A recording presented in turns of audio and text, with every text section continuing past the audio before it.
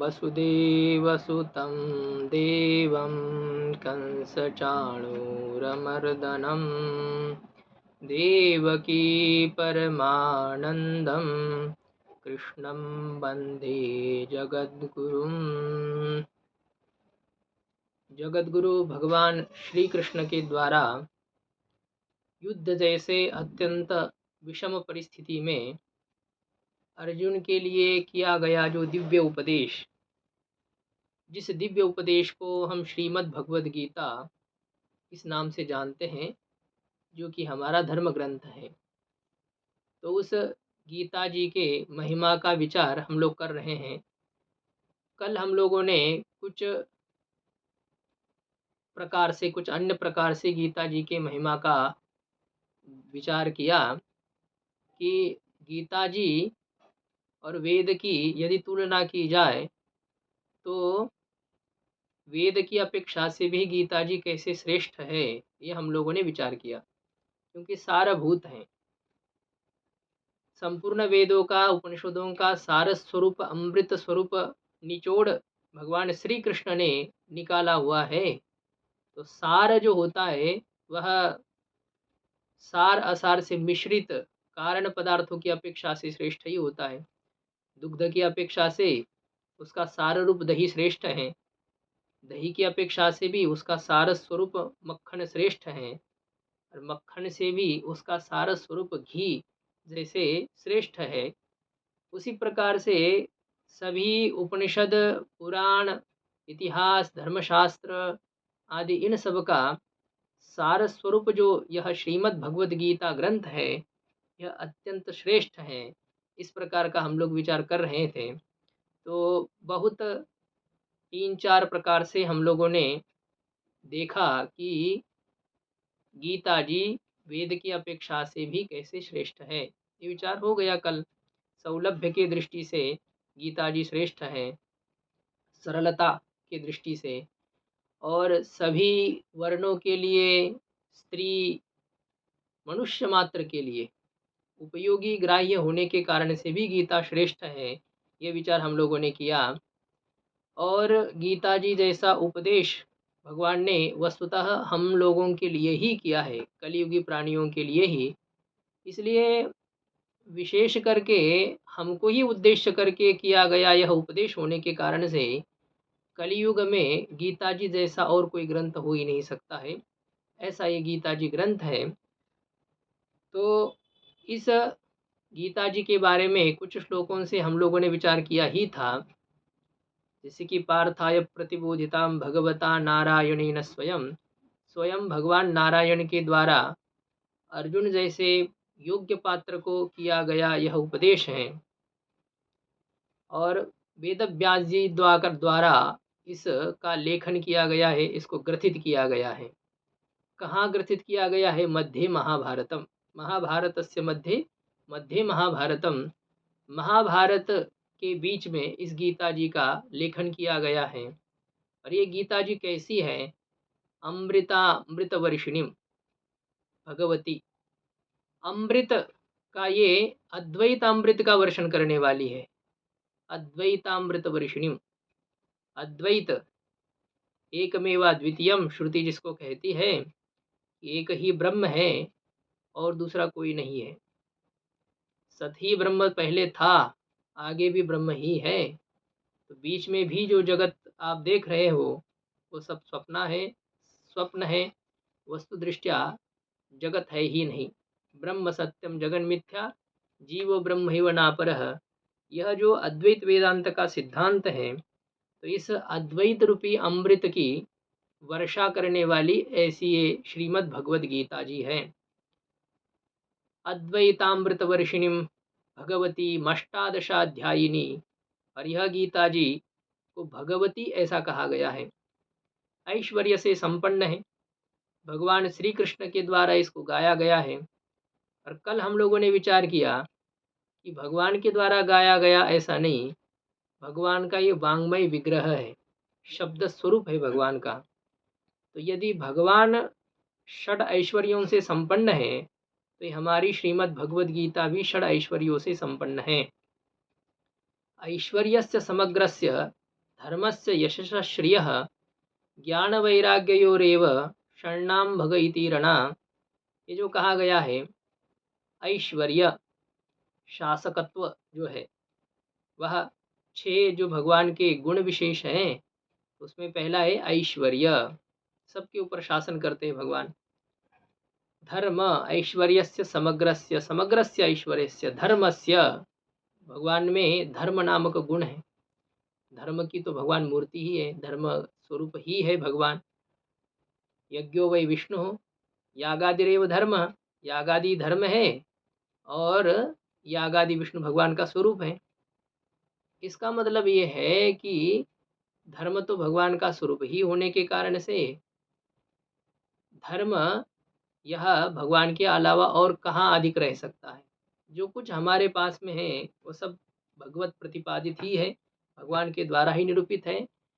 इसलिए वेद प्रतिपादित प्रयोजनवत अर्थो धर्म, इस प्रकार का जो धर्म का लक्षण है तो वह धर्म नामक गुण भगवान में परिपूर्ण रूप से हैं।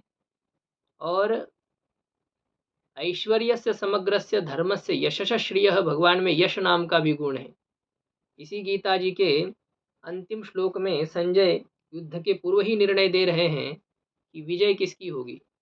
तो संजय ने क्या निर्णय दिया, यत्र योगेश्वरः कृष्णः यत्र पार्थो धनुर्धरः तत्र श्रीर्विजयो भूतिर ध्रुवा नीतिर मतिर्मम। तो भगवान श्री कृष्ण जहाँ हैं तो वहाँ तो विजय होना ही है। तो यश, यश नाम कीर्ति है, प्रसिद्धि है, विजय है। तो ये तो भगवान और अर्जुन का तो विजय नाम ही है। भगवान जहाँ है वहाँ तो यश रहना ही रहना है। श्री भगवान की संपत्ति, संपत्ति के अधिष्ठात्री देवता ही भगवान की अर्धांगिनी है। तो भगवान के अलावा और संपत्ति किसके पास हो सकती है। त्रैलोक्य में जितनी संपत्ति है वो तो सब भगवान के द्वारा ही प्रदत्त है। श्री नामक गुण भगवान में है।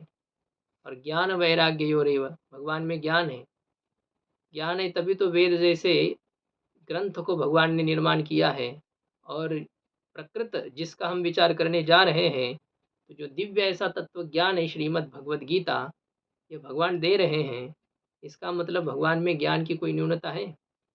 सत्यम ज्ञान अनंतम ब्रह्म, ज्ञान स्वरूप ही परमात्मा है। और सगुण परमात्मा का विचार किया जाए तो भी वह संपूर्ण सर्वज्ञ उसे कहते हैं, या सर्वज्ञ सर्वविद। परमात्मा सबको जानते हैं, ज्ञान से संपन्न है परमात्मा। जितने प्रकार की विद्याएं हैं, 14 विद्याएं, 4 वेद, 4 उपवेद, मीमांसा, धर्मशास्त्र, पुराण, न्याय, ये सभी जो है ये भगवान के द्वारा ही प्रणीत होने के कारण से भगवान विद्या से भी संपन्न है। और वैराग्य का यदि विचार हम करते हैं तो भगवान के कई ऐसे अवतार हैं जिसमें वैराग्य मूर्तिमंत रूप से दिखता है, मूर्तिमान रूप से दिखता है। जैसे कि बद्रीनाथ धाम में भगवान का जो नर नारायण अवतार है तो भगवान का वो विरक्त स्वरूप है।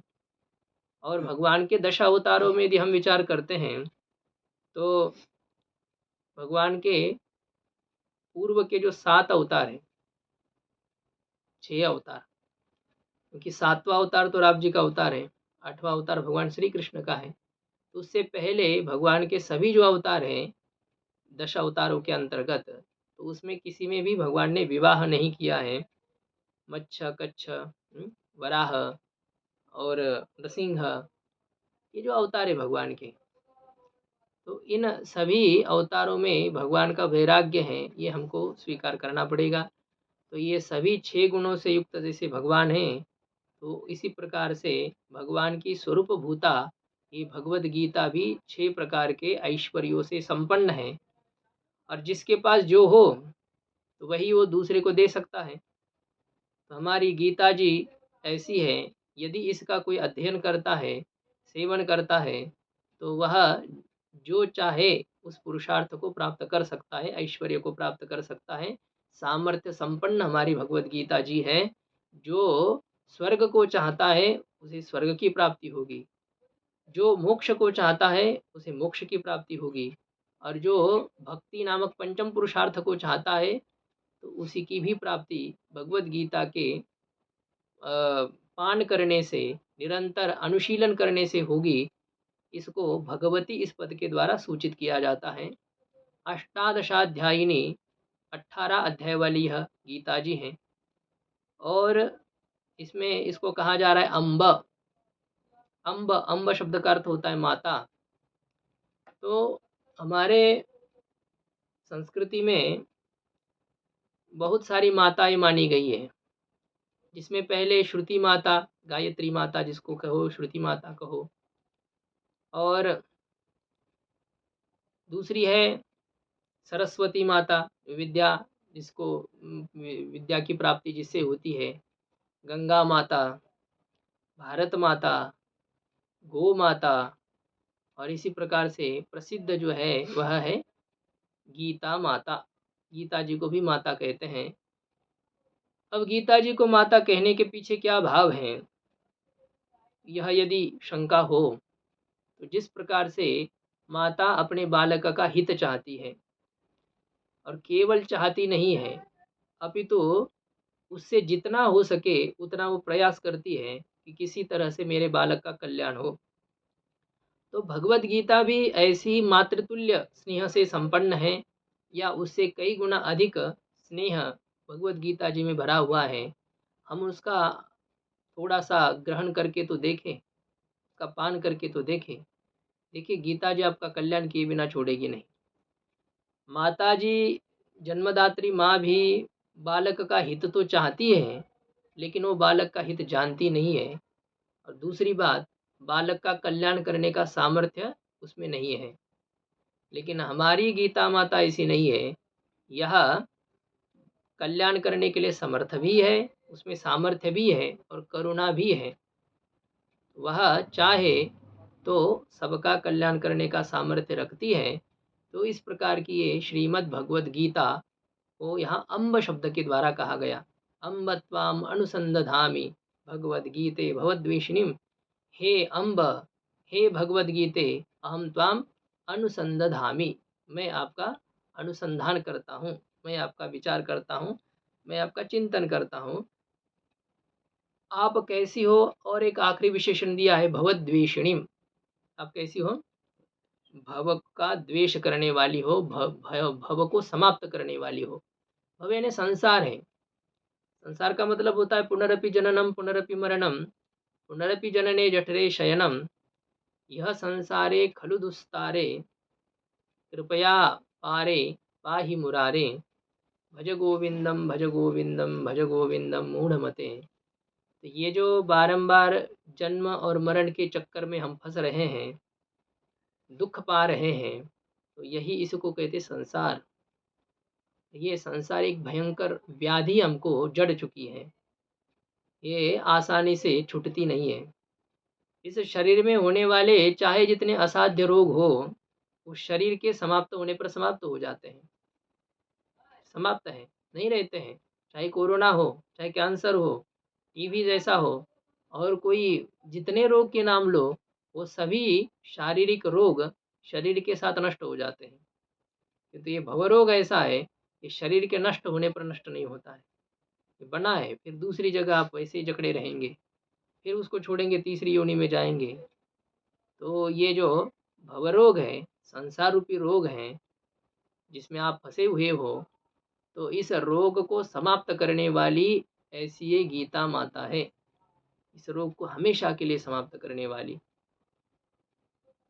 संसार अज्ञान से प्रतीत हो रहा है, और आत्म स्वरूप को न जानने के कारण से ही ये सब संसार हमारे पीछे पड़ा हुआ है। बंधन जो है वह स्वरूप को न जानने के कारण से है। आत्म स्वरूप का अज्ञान इस संसार के प्रति कारण है। और गीता जी यदि इस संसार को निवृत्त करती हैं, तो इसका मतलब ही है कि गीता जी के माध्यम से, गीता जी का अनुशीलन करने से स्वरूप का साक्षात्कार हो जाता है, आत्म स्वरूप का बोध होगा।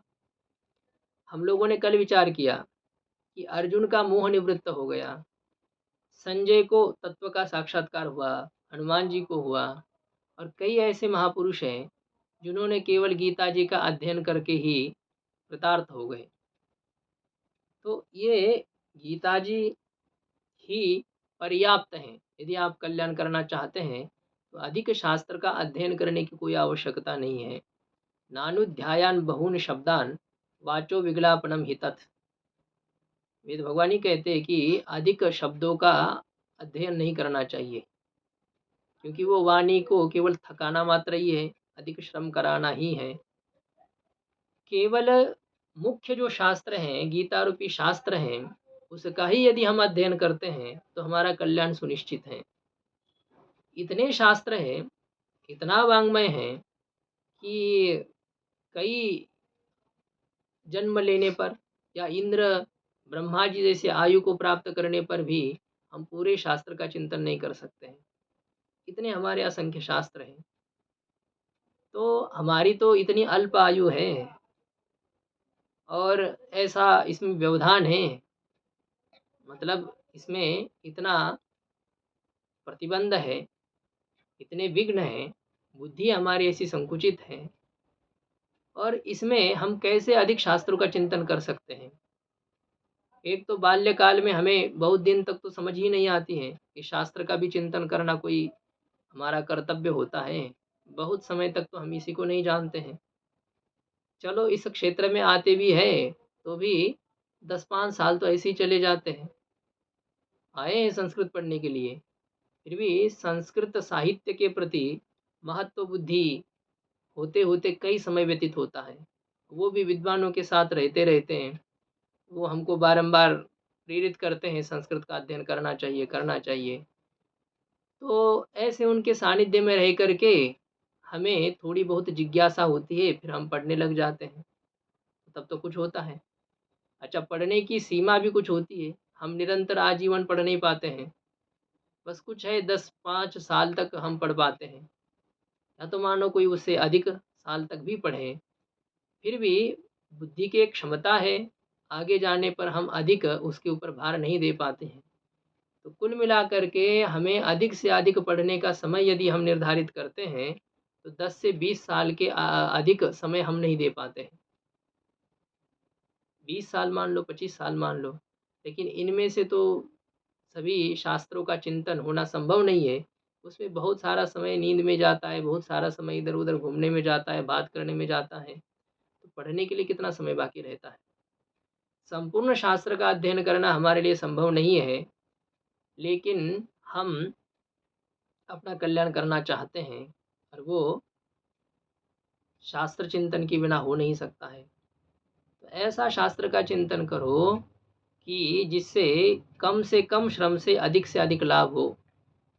ऐसा यदि कोई चाहता है तो वह श्रीमद् भगवत गीता जी का अध्ययन करे। बहुत छोटा सा ग्रंथ है, और इस छोटे से ग्रंथ का यदि निरंतर हम अध्ययन करते हैं, चाहे वो आधा-आधा श्लोक भी हम निरंतर पढ़ने का यदि अभ्यास रखते हैं, तो हमारा कल्याण सुनिश्चित है। यहाँ तक कि गीता जी का ग्रंथ भी हमारे साथ में रहता है, तो भी हमारा कल्याण सुनिश्चित होता है। गीता जी को साथ में रखना है हमेशा। गीता जी के एक-एक जो पृष्ठ होता है, वो यदि आपके पास में हो, तो भूत-प्रेत आदि आपके पास में नहीं आ सकते हैं। कोई आसुरी जो शक्तियाँ हैं, राक्षसी शक्तियाँ हैं, उनका प्रभाव आपके ऊपर नहीं हो सकता है। गीता जी के प्रति वस्तुतः आपकी निष्ठा है तो। ऐसा ये ग्रंथ है, जिसका एक ऐसी घटना भी सुनाते हैं कि कोई एक पुरुष का किसी स्त्री के साथ विवाह हो गया। अब बात ये थी कि उसने जिस स्त्री के साथ विवाह किया, वो स्त्री नहीं थी, वो पिशाची थी। अब वो तो अनेक रूप धारण कर सकते हैं, पिशाचों में ये सामर्थ्य है। तो उसने स्त्री का रूप धारण करके वो इसके साथ रहती थी। कहते हैं पिशाचों में कई प्रकार होते हैं, भूत प्रेत जो होते हैं उसमें। तो वो इस रूप में उसके साथ रहती थी। बहुत दिन तो ऐसे ही चले गए। तो कभी रात के समय में उस व्यक्ति ने अपने पत्नी को कहा कि थोड़ा-सा दिया बुझा दो। तो यह बात जब कही उसने, तो उसने वहीं से हाथ लंबा किया। अब उसमें क्या है, चंद्रमपि स्पृशति जो आया है अष्ट महासिद्धियों में, ये प्राप्ति नामक एक सिद्धि होती है। वो जहाँ से चाहे जहाँ होकर के जिसको छूना चाहे वो छू सकते हैं। तो उसने वहीं से अपना हाथ लंबा कर दिया और दीपक को बुझा दिया। अब उसने देखा कि उसका हाथ लंबा हो रहा है और दीपक बुझाया जा रहा है, तो वो तो डरने लगा, काँपने लगा, ये क्या बात है? तो तब उसको और भी कोई-कोई ऐसे प्रसंग समझ में आने लगे कि अरे! ये तो कोई स्त्री नहीं हो सकती, ये कुछ और ही है। तो उसने भी समझ लिया कि इसने मुझे पहचान लिया है। तो उसने धमकाया उसको, अपने पति को, खबरदार यदि किसी को कुछ बताओगे तो मार दूँगी तुमको। बेचारा डर गया। अब तो क्या हो गया, वो किसी को बता भी नहीं पाता और डर तो अंदर से सता रहा है। तो भोजन भी ढंग से नहीं कर पाता, सूखने लगा बेचारा, हमेशा नाराज़ रहता। तो मित्र ने भी पूछा क्या है, लेकिन कोई बताता नहीं क्योंकि उसने उसको धमकाया था कि ऐसा-ऐसा है, तुम किसी को बताओगे तो मैं जानूँगी, मैं वहीं आकर के तुमको मार दूँगी। अपना ही ये होता है, किसी के सामने हम अपना दुःख प्रकट कर पाते हैं तो थोड़ा-सा हल्कापन होता है। सीता जी इतने भयंकर दुःख में थी, वह रामचरितमानस आदि में प्रसंग है, हनुमान जी तुम अच्छे आ गए कि मैं थोड़ा-सा दुःख तुम्हारे सामने बाँट करके थोड़ी शांति महसूस कर रही हो। लेकिन अब तुम चले जाओगे तो फिर वही मेरी हालत हो जाएगी। अब किसके सामने मैं ये बताऊँ? जो होता है, तो हम अपनी पीड़ा किसी को बताते हैं प्रिय व्यक्ति को, तो हम थोड़ा-सा ठंडास महसूस महसूस करते हैं, शांति महसूस करते हैं। अब वो किसी को बता भी नहीं पाए। अब वो उसे सब काम करवा लेती। यदि कपड़ा धो लो तो धोना पड़ता, भोजन बना लो बनाना पड़ता, बर्तन साफ करो करना पड़ता, जाओ जल ले आओ तो जाना पड़ता। तो क्या वो पत्नी तो वही पति बन रही थी। जैसे कि आजकल सभी पत्नियाँ ही पति बन जाती, मतलब वही काम कराती है अपने पति से। तो उस प्रकार की स्थिति हो गई। एक दिन उसने उसको कहा कि जाओ, चीनी ले आओ और चाय पत्ती ले आओ। तो ये प्लास्टिक का उपयोग तो पहले था नहीं, कागज़ का ही था। हमने बचपन में देखा है। दुकान में गया और उसने एक कागज़ में उसको चीनी दे दी। थोड़ी बहुत चीनी थी तो वो एक कागज़ में दे दी, चाय पत्ती भी दे दी। वो लेकर के आया अंदर, तो वो कहीं बाहर चली गई थी। आई वो दरवाजे पर और कहा कि वो जो कागज़ है, वो कागज़ को फेंक दो, जो उसके हाथ में था। उसने सोचा कि ये इतनी मुझे डराती लेकिन आज तो दूर से ही बात कर रही है, इसका मतलब इस कागज़ में कोई न कोई जादू है।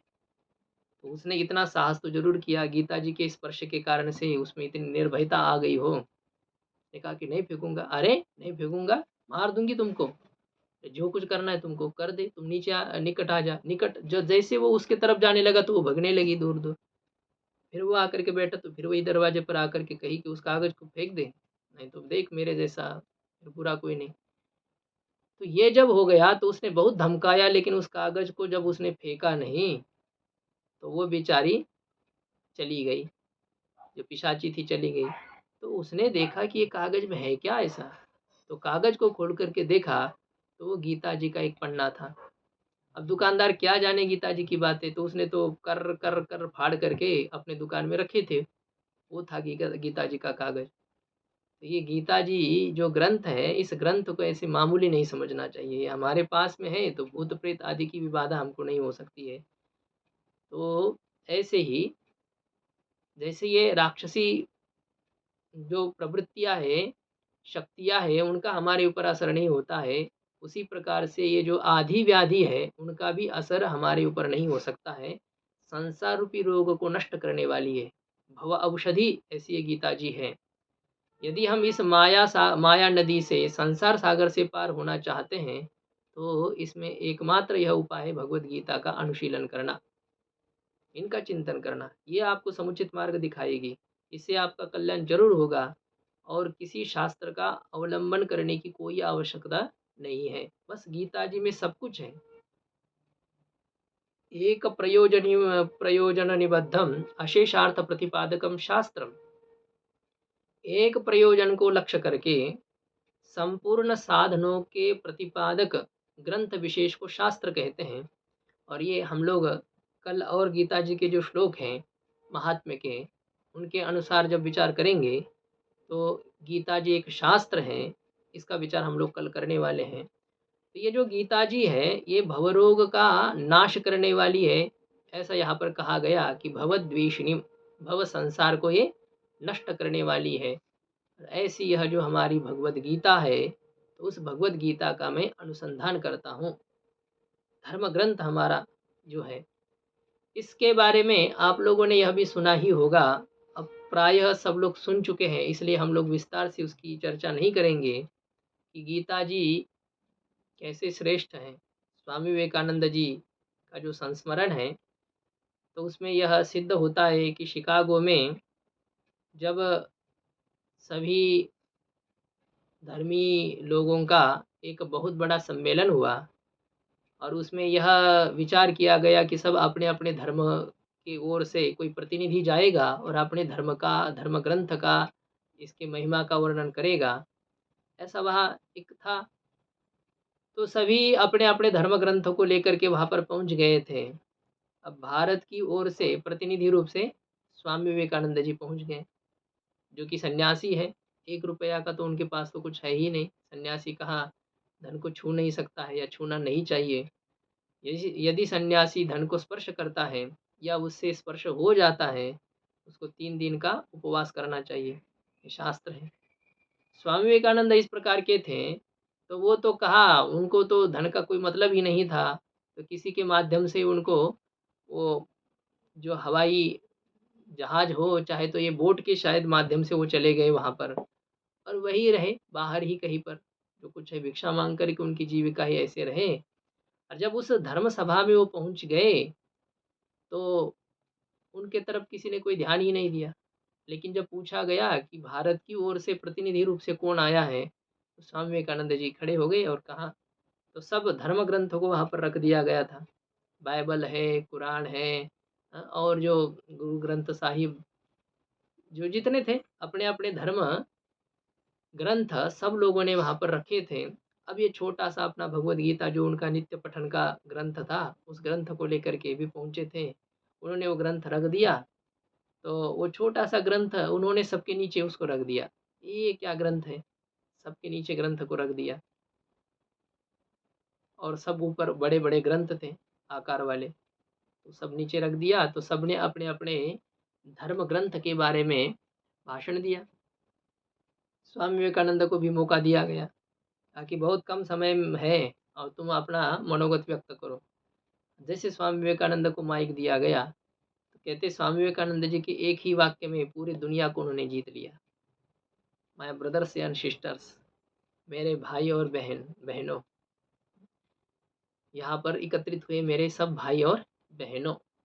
तो इस वाक्य से कहते हैं, सुना ऐसा है कि 18 मिनट तक खाली तालियां बज रही थी इस वाक्य को सुनते ही। अब वो हम लोगों को कोई विशेष नहीं लगता है भाई और बहनों ऐसा, क्योंकि वो तो पुराना हो गया ना वो शब्द। पहली बार जब उन्होंने इस प्रकार के शब्दों को सुना होगा कि इतनी गरिमा, ऐसी संस्कृति कि सबके प्रति भ्रातृत्व बुद्धि से और सबके प्रति भगिनीत्व बुद्धि से, जिसको कहा गया अहम मम परो वेति गणना लघु चेतसाम उदार चरितानाम तो वसुधैव कुटुंबकम, इसमें यह सब कुछ मेरे ही है, मेरे ही सब भाई हैं, मेरे ही सब बहन हैं। इस प्रकार की परिशुद्ध बुद्धि, ऐसी विचारधारा तो किसी के भी धर्म में नहीं है। तो उनके एक वाक्य से ही उनकी विजय हो चुकी थी। लेकिन फिर भी उन्होंने आगे जाकर के अपने धर्म ग्रंथ के बारे में व्याख्यान दिया कि हमारे गीता जी क्या हैं। और आप ये मत समझना कि गीता जी छोटा ग्रंथ है और आपने सबके नीचे रख दिया है। लेकिन जड़ यदि ना हो, पहिया यदि ना हो, तो बहुत चाहे जितनी अच्छी इमारत भी क्यों ना हो, उसका कोई महत्व नहीं है। जड़ मजबूत होनी चाहिए। और देखो ये सब ग्रंथ रूपी जो इमारत है, तो उस ग्रंथ रूपी इमारत की जड़ हमारी गीता जी है। ये गीता जी को यदि हम हटा देंगे, तो अभी आपके सब गिर जाएँगे, आपकी इमारत ही गिर जाएँगी। इसका मतलब हमारी गीता जी इतनी श्रेष्ठ है, ऐसा जब कहा, तो किसी को थोड़ा-सा विनोद सूझा, उसने क्या कर दिया, गीता जी को उठा कर के सबसे ऊपर रख दिया। जब ऊपर रख दिया तो स्वामी विवेकानंद जी ने कहा कि ऊपर रखने से क्या? अरे! मंदिर हो और उसका कोई कलश ना हो, तो मंदिर की क्या शोभा है? ये ग्रंथ रूपी मंदिर का कलश हमारी गीता जी है। मंदिर का परिचय कलश से होता है ना, जो उसका शिखर, कलश यानी शिखर।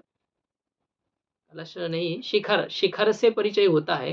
तो हमारा जो गीता रूपी ग्रंथ है, ये सबका शिखर है या सबका वो कलश स्थान में है, इसलिए हमारा ग्रंथ श्रेष्ठ है। तो उसने फिर उठा कर के बीच में रखा। तो स्वामी विवेकानंद जी ने फिर युक्ति कही कि देखिए, चंदन में जो गाभा होता है ना, जो सही में जो उसमें सुगंध होती है, वो बाहर से नहीं होती, वो अंदर होती है। तो इन तुम्हारे सभी ग्रंथ रूपी जो चंदन है, उस चंदन का गाभा हमारी गीता जी है। इसलिए गीता जी जैसा श्रेष्ठ और कोई ग्रंथ नहीं है। सब गीता जी में है। सब कुछ ग्रंथों का अंतर्भाव गीता जी में होता है। तो इस कारण से ये गीता जी बहुत श्रेष्ठ ग्रंथ है। ऐसी ये वेद व्यास जी के द्वारा लिखी गई है, ये तो हम लोग विचार किए ही है। और ऐसा ये भवरोग का नष्ट करने वाली हमारी मातृ स्वरूपा ऐसी जो गीता जी है, उन गीता जी का मैं अनुसंधान करता हूँ। इस प्रकार से इस श्लोक में ये सब विचार आया है कि ये गीता जी जैसा दिव्य तत्व ज्ञान के वक्ता कौन है, गीता जी जैसे दिव्य तत्व ज्ञान के श्रोता कौन है, गीता जी जैसे दिव्य तत्व ज्ञान के लेखक कौन है, और गीता जी जैसे दिव्य तत्व ज्ञान को कहाँ किस ग्रंथ में स्थान मिला है, तो महाभारत जैसे ग्रंथ में स्थान मिला है। महाभारत का सार है। हाँ, तो ऐसा वह गीता जी ग्रंथ है। अमृत रूपी अद्वैत रूपी अमृत की वर्षा करने वाली है, ऐश्वर्य संपन्ना है। ऐसी है भगवद गीते, मैं आपका अनुसंधान करता हूँ। तो इस श्लोक का विचार आज हम लोगों ने किया, और हमको अभी जो श्लोक है गीता जी के महात्म्य के, तो उसका हम लोग संक्षेप से विचार कल से करेंगे। ओम पूर्णमदः पूर्णमिदं पूर्णात् पूर्णमुदच्यते पूर्णस्य पूर्णमादाय पूर्णमेवावशिष्यते।